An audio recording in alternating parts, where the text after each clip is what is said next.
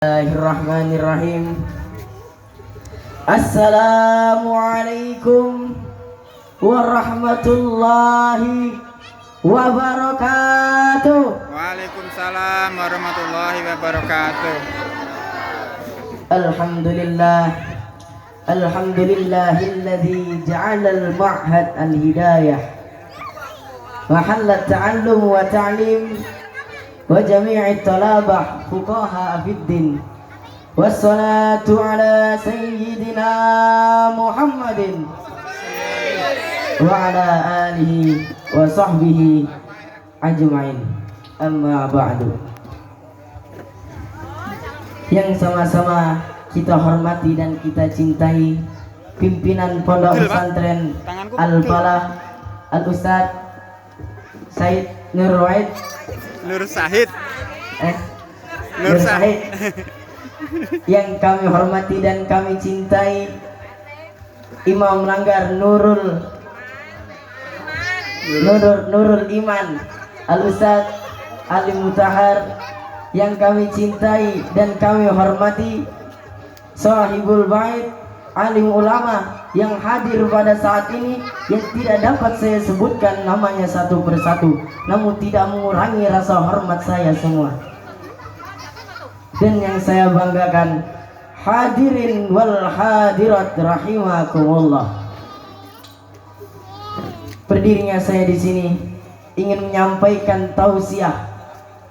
Dan sebelum saya menyampaikan tausiah, saya ingin mengatakan unzur makola wala tanzur makola. Lihatlah apa yang disampaikan dan janganlah lihat siapa yang menyampaikan.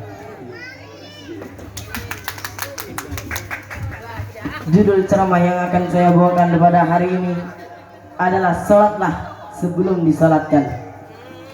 Hadirin rahimakumullah, ketahuilah hadirin bahwa salat adalah tanda keislaman seseorang, sebagaimana sabda Nabi Muhammad sallallahu alaihi wasallam, la dina liman la salata lahu wa mawdi'us salah minad daini ka mawdi'ir ra'si minal jasad, rawahu Tabrani.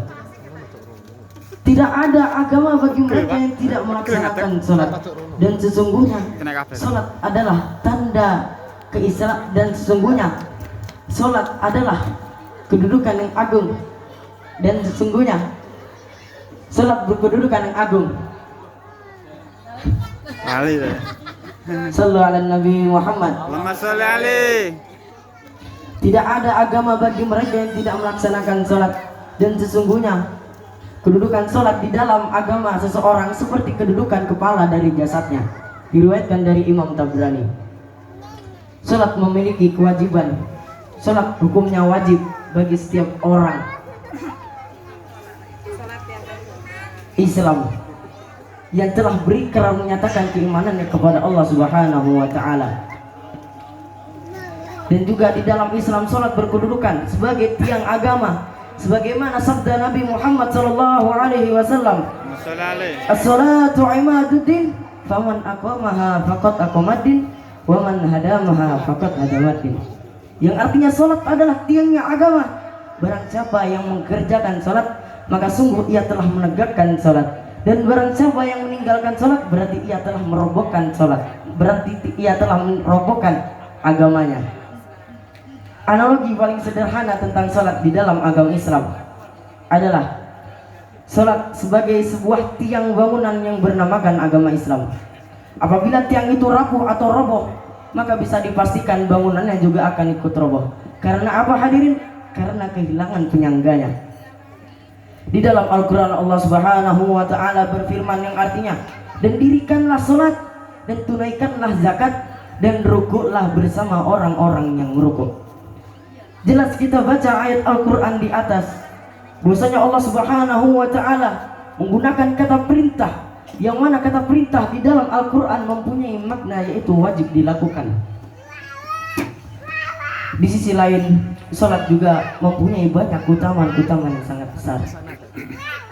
Di dalam salah satu riwayat hadis, bahwasanya Rasulullah sallallahu alaihi wasallam bersabda, seandainya mereka tahu bahwa pahala salat subuh dan asar, niscaya mereka akan mendatanginya dengan melangkah. Potongan hadis riwayat Imam Bukhari di atas memberi kejelasan tentang keutamaan salat.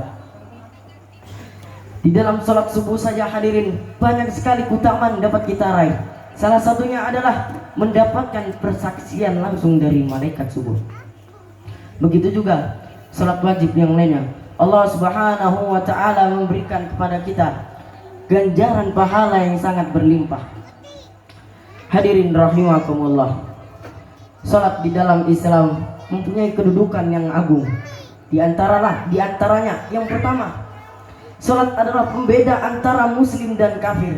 Sebagaimana sabda Rasulullah sallallahu alaihi wasallam, sesungguhnya batasan antara seseorang muslim dengan kekafiran atau kesyirikan itu adalah salat. Apabila salatnya buruk, barang siapa yang meninggalkan salat, maka ia akan kafir. Salah seorang tabi'in bernama Abdullah bin Syakik rahimahullahu ta'ala pernah berkata, dulu para sahabat Nabi tidaklah pernah menganggap suatu amal yang apabila ditinggalkan menyebabkan kafir kecuali salat. Yang kedua, salat adalah tiang agama. Seseorang tidak akan tegak imannya kecuali dengan menegakkan salat. Diriwayatkan dari Mu'az bin Jabal bahwa Nabi Muhammad sallallahu alaihi wasallam bersabda, inti atau pokok dari segala perkara itu adalah agama Islam, dan penopangnya atau tiangnya itu adalah salat. Yang ketiga, salat adalah amalan yang pertama kali nanti dihisab di hari kiamat. Rasulullah sallallahu alaihi wasallam bersabda, sesungguhnya amal seorang hamba yang pertama kali dihisab nanti di hari kiamat itu adalah salatnya. Apabila salatnya baik, maka ia akan mendapatkan keberuntungan dan keselamatan. Dan apabila salatnya buruk, maka ia akan menyesal dan merugi. Dan jika ada yang kurang dari salat wajibnya, maka Allah tabaraka wa ta'ala mengatakan, lihatlah pada hamba tersebut apakah ia mempunyai amalan salat sunnah. Maka salat sunnah tersebut yang akan menyempurnakan salat wajibnya yang kurang tadi. Begitu juga amalan-amalan wajib yang lainnya. Hadirin rahimakumullah, dengan melaksanakan salat, jadinan hubungan seorang hamba kepada Allah Subhanahu wa ta'ala akan menjadi begitu dekat.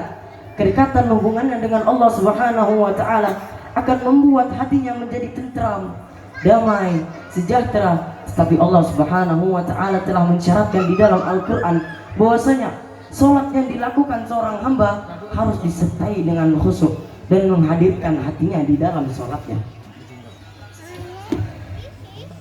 Hadirin rahimakumullah, Allah Subhanahu wa ta'ala berfirman di dalam Al-Quran, qad aflahal mu'minun, beruntunglah orang-orang yang beriman, alladzina hum salatihim khashi'un, yaitu orang-orang yang salat di dalam, yaitu orang-orang yang khusyuk di dalam salatnya.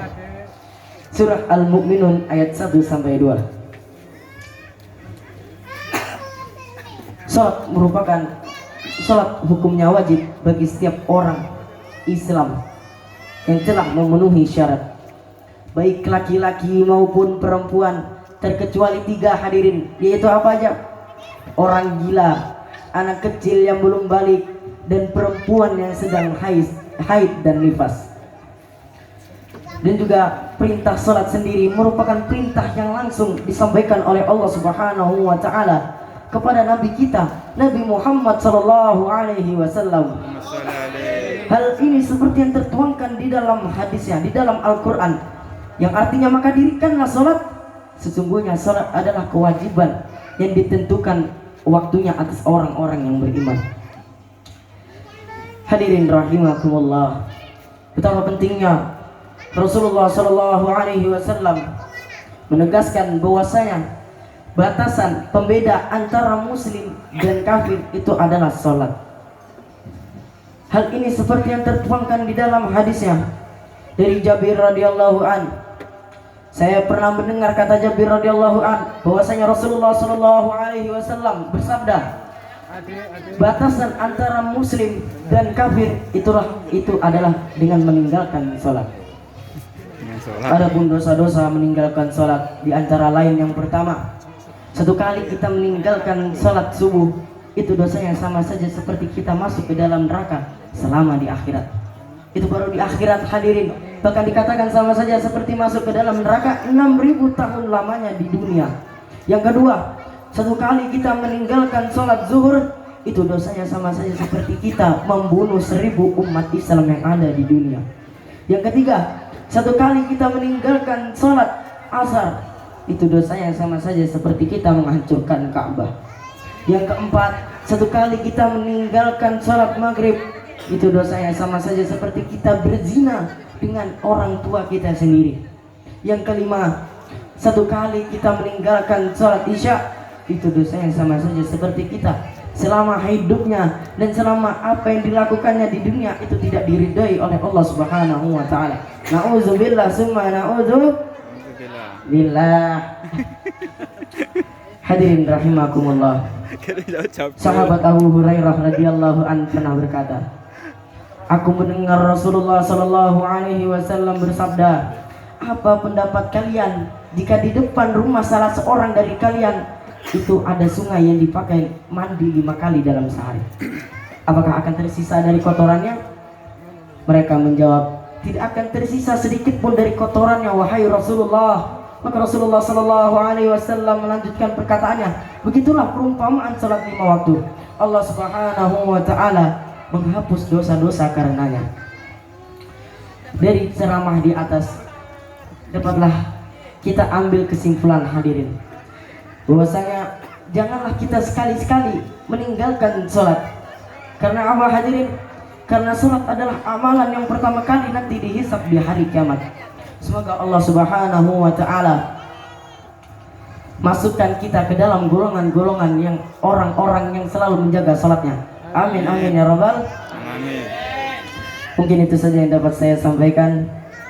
Kurang dan lebihnya saya mohon maaf, karena saya masih dalam tahap pembelajaran. Akhirul kalam, summa assalamualaikum warahmatullahi wabarakatuh. Waalaikumsalam warahmatullahi wabarakatuh.